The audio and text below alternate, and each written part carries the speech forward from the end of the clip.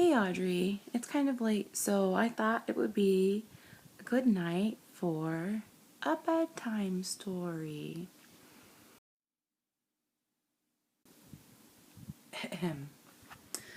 One evening, late in April 1850, the Aisling family's world got turned upside down. Not just a little bit tilted, mind you, but wholly, truly, and topsy-turvy tangled and tumbled into something that sensible folk wouldn't believe for a second. Picture time.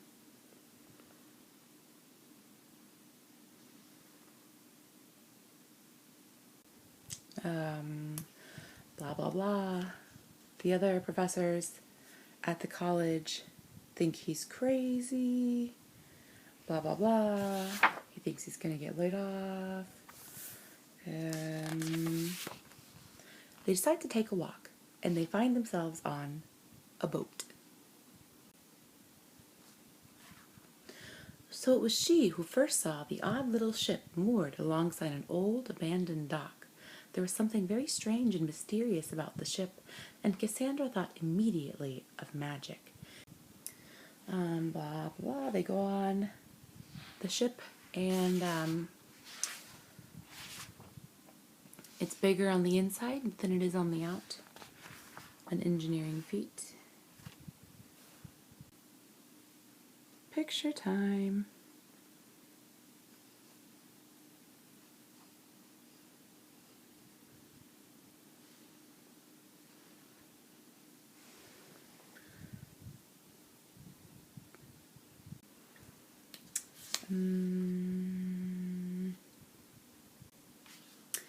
Girls, he laughed, let's have an adventure.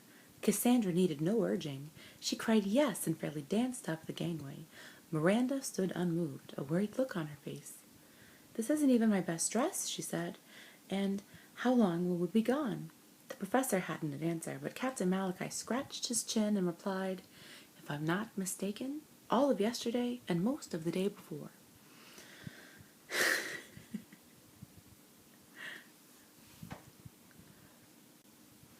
So it says here in the margins of this page that a Wunderlaub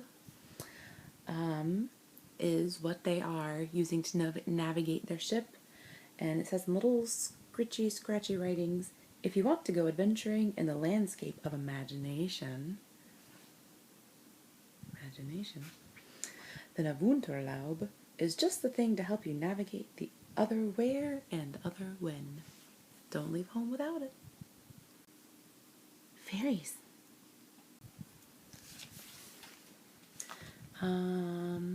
They meet a manticore.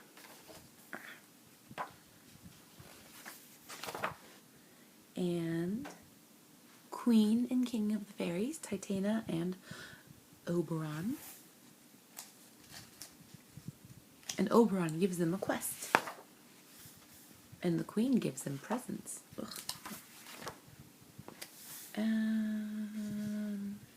But the old manticore doesn't like them.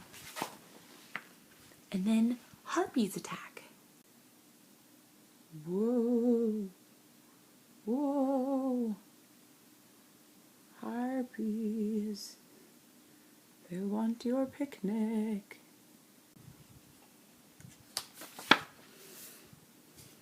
But the harpies don't get their lunch. Then they meet a sphinx. She's pretty, but she's sad. But the sphinx falls in love with the manticore.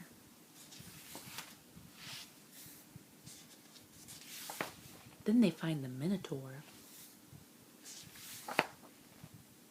I think he's really cute. Look at him. Poor guy.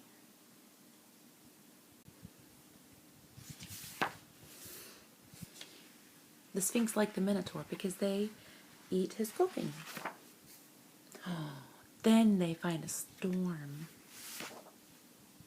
But it's okay because the mermaid saved them.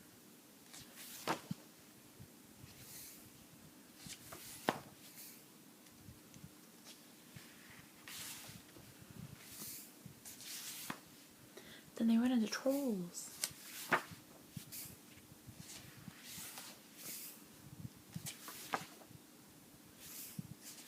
trolls and trolls and trolls. But they get away. Oh, but they find Medusa, and she's so sad because all her friends turn into statues. She's sad. Well, I got distracted. The, Medusa falls in love with the, what was he? Professor. Medusa falls in love with the professor. The end. You would have fallen asleep by now. That's why I only read the first couple of sentences. Good night.